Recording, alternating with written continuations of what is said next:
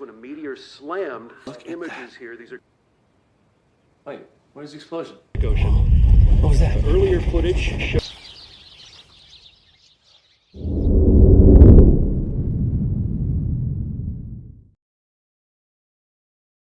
Kisah diawali dengan memperlihatkan sang karakter utama bernama John Allen Gerety, seorang insinyur yang merupakan salah satu yang terbaik di Amerika hingga dipercaya untuk menangani proyek pembangunan salah satu gedung pencakar langit tertinggi di sana. Hey boss, what you still doing here, man? Just take off, man. We got this. No.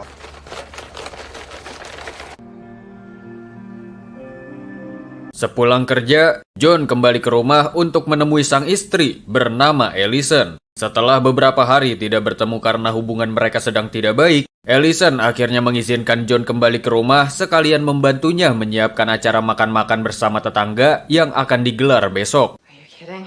Nathan's invited half the block already. Just doing this for Nathan. I'm not. Just gonna take some time. We can do this, Ali. Tak lama, puteranya, Nathan, tiba di rumah setelah mendapat kabar kalau ayahnya sudah pulang. Begitu bertemu ayahnya, Nathan langsung menunjukkan tugas sekolahnya, yaitu menggambar komet Clark. Komet yang belakangan ini sedang ramai diperbincangkan karena akan melintasi bumi dalam waktu dekat. Saat ini media memberitahu bahwa komet tersebut baru saja terpecah hingga sedikit merubah lintasannya. Tetapi ilmuwan beranggapan situasi ini masih aman, sehingga masyarakat tidak perlu khawatir. In fact, Clark's fragment trail is so long. You want to build skyscrapers like me? Yeah. Come on.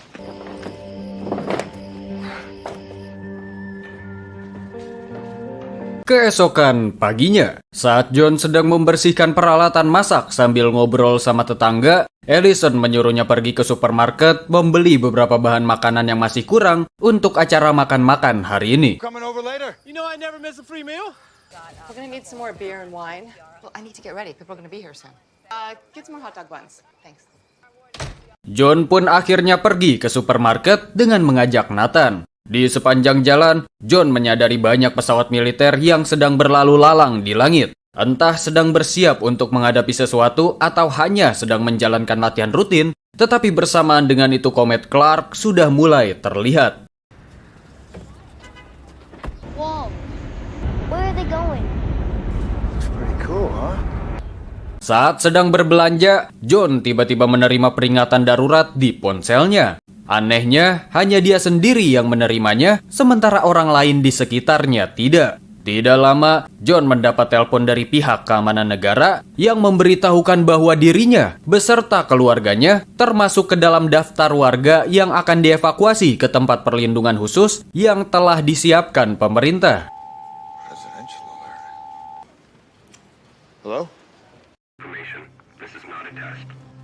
John pun segera membayar belanjaannya dan langsung pulang ke rumah untuk memberitahu Allison mengenai panggilan darurat yang baru saja ia terima. Namun karena para tetangga sudah terlanjur datang, keduanya jadi tidak enak jika harus langsung berkemas dan pergi begitu saja. Terlebih lagi mereka sadar betul bahwa tidak ada satupun dari tetangga tersebut menerima undangan serupa.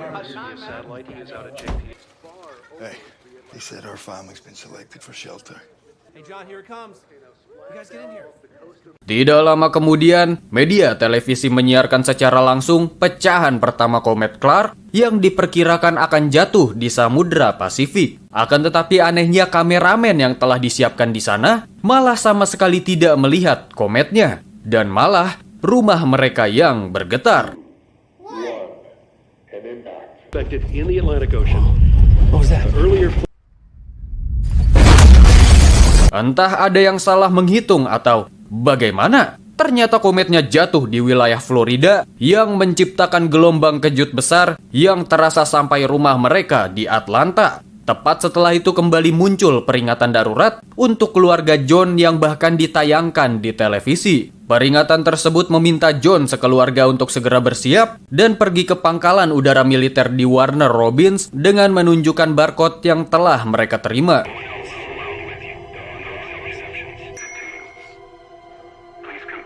Maybe we got the same message on the TV. And unfortunately, we don't have any more information. Terlepas dari alasan mengapa hanya keluarganya yang dipilih, John tidak punya banyak waktu untuk memikirkannya dan langsung berkemas sesuai instruksi yang diberikan. Karena Nathan mengidap penyakit diabetes, mereka pun harus membawa serta semua stok insulin yang mereka punya, karena setelah ini mungkin tidak akan ada apotek yang buka. Cabinet, top left corner. Okay, you almost ready? We got a long drive. Dampak dari tabrakan pecahan komet barusan bahkan sampai membekas di langit. Saat hendak berangkat, beberapa tetangganya sudah menyadari bahwa mereka tidak mendapatkan undangan seperti John. Salah satu wanita bahkan memohon agar setidaknya anaknya dibiarkan ikut. Akan tetapi karena John tidak bisa berbuat banyak untuk membantu, jadi mau tidak mau ia pun harus meninggalkan para tetangganya yang putus asa. You can take Ellie, please. Deb, I'm sorry. We can't take her. I'm sorry, Deb.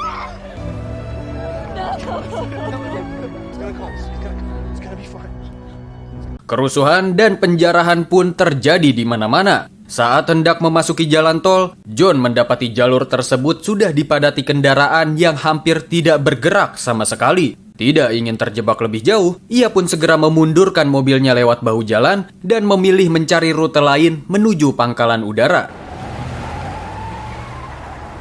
Melihat keadaan jalan yang keos membuat Nathan mulai merasa tidak tenang. Ia pun mengambil selimut dari dalam tas, tetapi tanpa sadar insulin miliknya ikut terjatuh. Di saat yang sama, radio mengabarkan kalau ilmuwan telah menemukan pecahan komet terbesar yang akan menghantam bumi dalam 48 jam ke depan dan memusnahkan hampir seluruh kehidupan di atasnya. Rumor mengenai warga terpilih yang akan dievakuasi pemerintah juga rupanya sudah menyebar luas. Akibatnya, gerbang pangkalan udara Warner Robins dipenuhi warga yang berharap bisa ikut masuk. Namun sayangnya, mayoritas dari mereka bukanlah warga terpilih.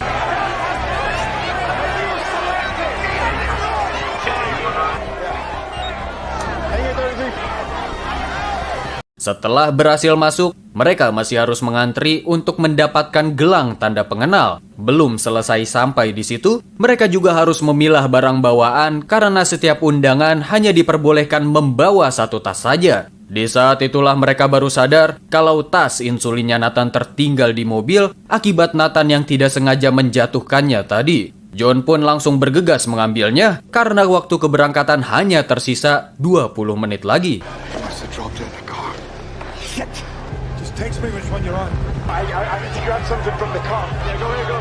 Untuk memastikan John tidak ketinggalan pesawat, Ellison memberitahu salah satu tentara di sana kalau suaminya sedang mengambil insulin untuk anaknya. Begitu mendengar hal tersebut, Ellison beserta Nathan langsung dibawa menemui komandan mereka karena rupanya orang yang mengidap penyakit kronis meskipun tidak menular tidak diperbolehkan untuk ikut.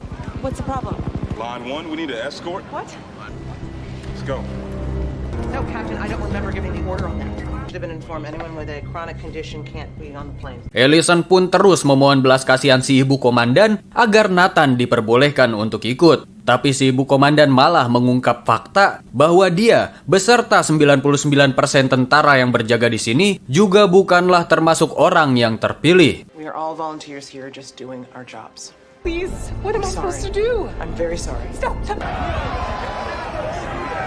Setelah mengambil insulin, John disuruh langsung masuk ke pesawat karena akan segera lepas landas. Akan tetapi dia tidak dapat menemukan anak dan istrinya di sana, terlebih dia sama sekali tidak dapat menghubungi Ellison. Sampai pada akhirnya, ada seseorang yang melihat tas insulin di tangan John dan mengatakan bahwa pengidap penyakit kronis tidak diperbolehkan untuk masuk. Barulah saat itu John sadar bahwa anak dan istrinya belum naik ke pesawat. Sehingga tanpa pikir panjang, ia pun nekat untuk meminta keluar dari pesawat meskipun konsekuensinya John akan ditinggal.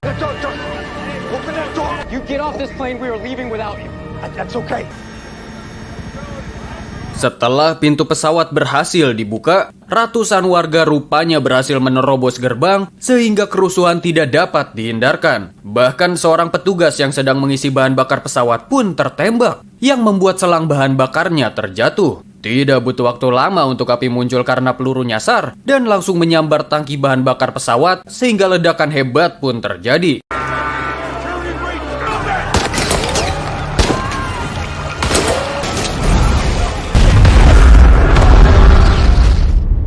Di luar, Nathan yang melihat ledakan pesawat tersebut mulai khawatir dengan keselamatan ayahnya. Ellison pun berusaha meyakinkan Nathan bahwa John baik-baik saja. Setelah itu ia menuliskan pesan kalau mereka akan pergi ke rumah ayahnya Ellison dan meninggalkannya di kaca mobil. John yang berhasil selamat dari ledakan tersebut akhirnya keluar dan menemukan selembar kertas yang ditinggalkan Ellison. Setidaknya, kini ia tahu kemana Ellison akan pergi. Di sisi lain, Ellison saat ini sedang mendatangi apotek untuk mencari insulin. Dikarenakan Nathan mulai terlihat lemas, sementara tas insulin mereka di mobil sudah terbawa oleh John.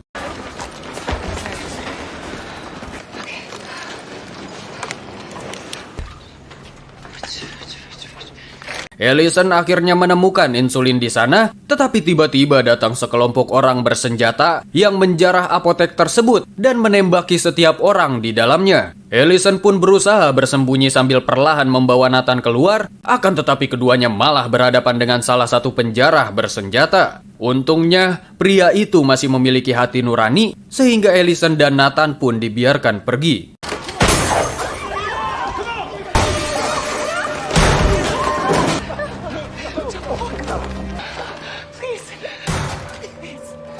Go.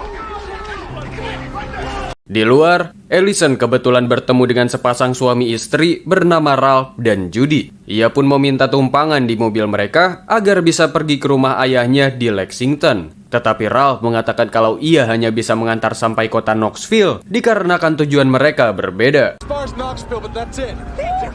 Dude, I thought they were gonna shoot me. Knoxville will get on a flight. They let us through? John sendiri saat ini sedang mencari sinyal di rooftop sebuah gedung. Tempat orang-orang sudah pasrah dan sedang berpesta untuk terakhir kalinya. John pun akhirnya berhasil menghubungi Ellison, tetapi suaranya tidak jelas dan sambungan langsung terputus seketika. John? Can you hear me? My dad's, that's where we're headed.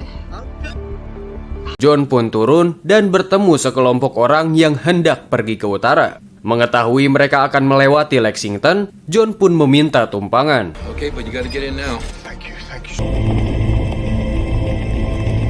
Di dalam perjalanan, seseorang bernama Colin memperhatikan gelang yang dipakai John, lalu menjelaskan bahwa sebenarnya pemerintah memilih orang berdasarkan profesi yang dianggap berguna untuk membangun kembali peradaban. Colin juga memberitahu kalau mereka saat ini sedang menuju sebuah lapangan terbang di perbatasan Amerika-Kanada. Yang dari seorang kenalannya, Colin mengetahui bahwa para warga terpilih itu ternyata dibawa menuju sebuah bunker raksasa di wilayah Greenland. Dan di lapangan terbang tersebut, ada seorang pilot kenalannya. Si kenalannya Colin ini yang bersedia mengangkut orang-orang yang tidak terpilih menuju lokasi bunker tersebut.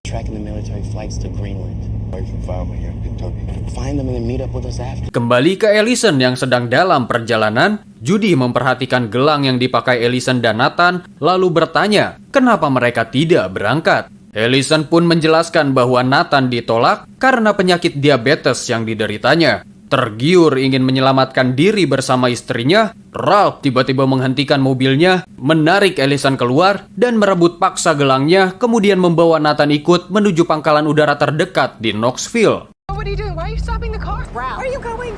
Oh my God! Unlock the goddamn door! I'm gonna take care of your son, I promise. Lock the door, Judy. Ellison langsung berusaha mengejar mereka dengan mencari tumpangan. Setelah cukup lama, akhirnya ada pengendara yang bersedia mengantarnya karena mereka kebetulan sedang menuju arah yang sama. John sendiri saat ini juga sedang diincar gelangnya oleh dua orang di dalam mobil. John sudah berusaha menghindari keributan dengan mengatakan bahwa kalau mereka mengambil gelangnya pun percuma karena sudah ada nama John di sana. Tapi kedua pria tersebut tidak mempedulikannya dan terus merebut paksa gelang tersebut hingga membuat mobil terguling.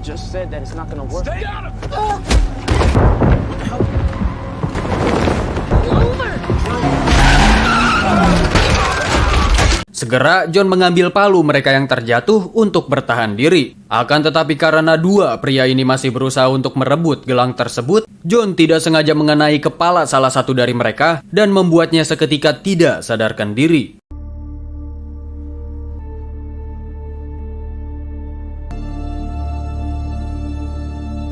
Setibanya di pangkalan udara Knoxville, Ralph memaksa Nathan untuk mengakui mereka sebagai orang tuanya. Akan tetapi saat pemeriksaan, Nathan berani mengaku bahwa gelang itu adalah milik ibunya yang dirampas oleh mereka. Mendengar hal tersebut, para tentara pun langsung memisahkan Nathan dan membawanya ke tempat aman.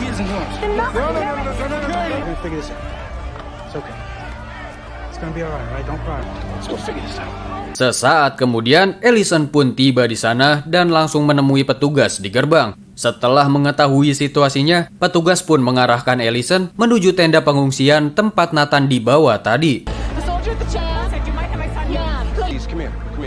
Talk to me. Setelah Ellison dan Nathan bertemu di tenda, seorang suster menghampiri dan menjelaskan kalau Nathan sudah mendapat suntikan insulin, bahkan pompa insulin baru. Mendengar hal tersebut, Ellison pun sangat berterima kasih kepadanya. Tidak hanya itu, mendengar Ellison sedang ingin pergi ke Lexington, suster tersebut pun berinisiatif mencarikan petugas yang bersedia mengantar mereka ke sana.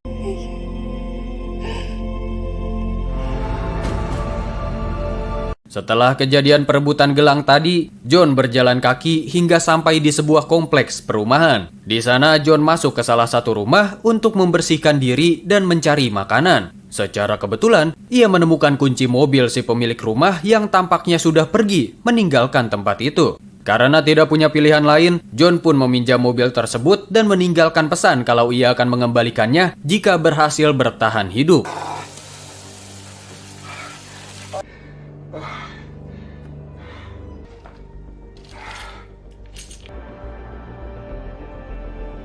Dengan mengendarai mobil tersebut, John pun akhirnya tiba di rumah ayah Ellison bernama Dale. Melihat John datang sendirian, ia pun langsung mempertanyakan keberadaan putrinya. Mendapati Ellison belum sampai ke sana, John pun panik. Terlebih saat ini mereka sama sekali tidak dapat menghubunginya. Did you try the landline? God, you think technology would work in emergency?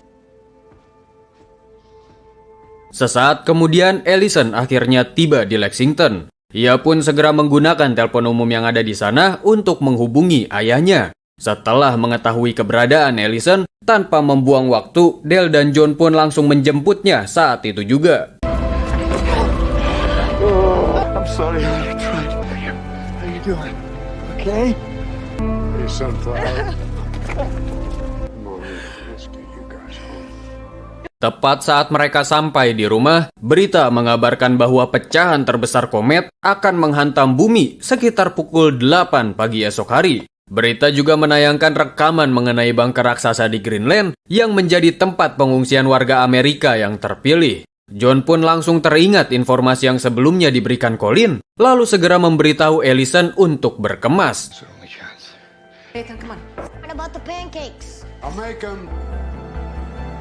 John pun mengajak Dale untuk ikut, tapi dia justru memilih untuk tetap tinggal, dengan alasan ingin menjalani akhir hidupnya di tempat ini. Sang kakek pun hanya menasihati John untuk jangan mengulangi kesalahan yang sama kepada Ellison. Tak lama kemudian Ellison datang dan mencoba membujuk ayahnya juga, tetapi mau bagaimanapun Dale tetap bersikeras untuk tinggal di sana. Isn't some storm you can ride out? Please come with us. No. Di tengah pembicaraan mereka, tiba-tiba satu pecahan komet kembali jatuh di dekat sana dan menciptakan gelombang kejut yang sangat besar. That was close. All right, we gotta get out of here now. Mereka pun merasa harus segera pergi sebelum lebih banyak pecahan komet berdatangan. Dale pun menyerahkan mobilnya, juga memberikan senapannya untuk berjaga-jaga selama perjalanan. Dan untuk yang terakhir kalinya, mereka terpaksa meninggalkan sang kakek di tempat yang ia pilih sendiri sebagai akhir hidupnya. Say hi to Santa for me. Hi, Grandpa. Perjalanan mereka sempat terhambat akibat kecelakaan kereta. Tepat pada saat itu, siaran radio mengabarkan bahwa wilayah utara New York, termasuk daerah mereka saat ini, akan segera dihujani pecahan kecil komet Clark. Yang tidak lama kemudian, pecahan-pecahan tersebut pun datang. Isn't that where we are?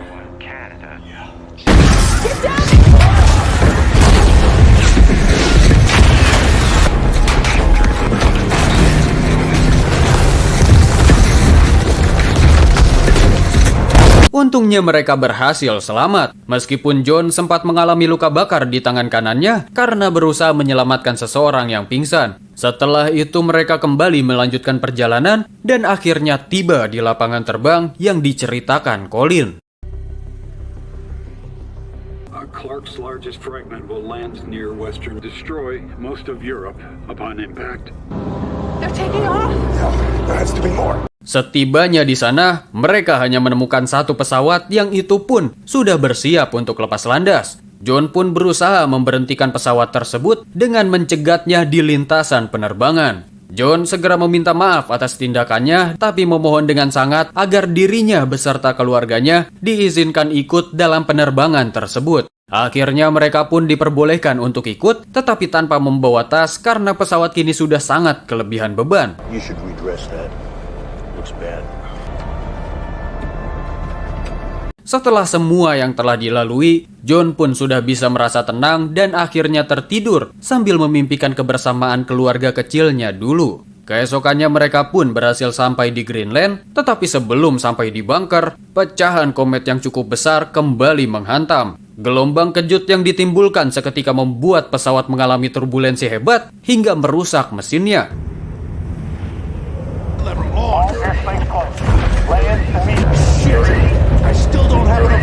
Untungnya pesawat berhasil didaratkan dengan selamat, tetapi sayangnya kedua pilot yang sudah berjuang tidak dapat diselamatkan.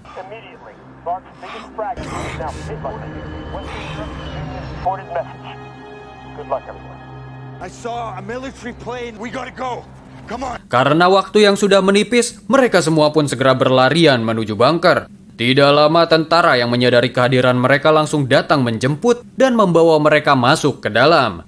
Tepat saat mereka hendak masuk, mereka menyaksikan pecahan terbesar komet Clark yang sudah masuk ke atmosfer.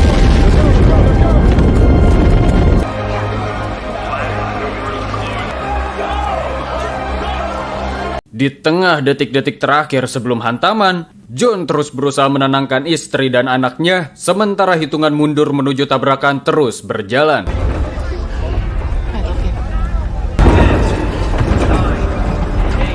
Dalam sekejap seluruh permukaan bumi pun musnah, tanpa menyisakan seorang manusia pun di atasnya. Polusi udara dan radiasi menyelimuti bumi selama lebih dari 9 bulan. Setelah situasi dirasa aman, barulah pintu bunker akhirnya dibuka memperlihatkan bahwa seluruh orang di dalamnya berhasil selamat.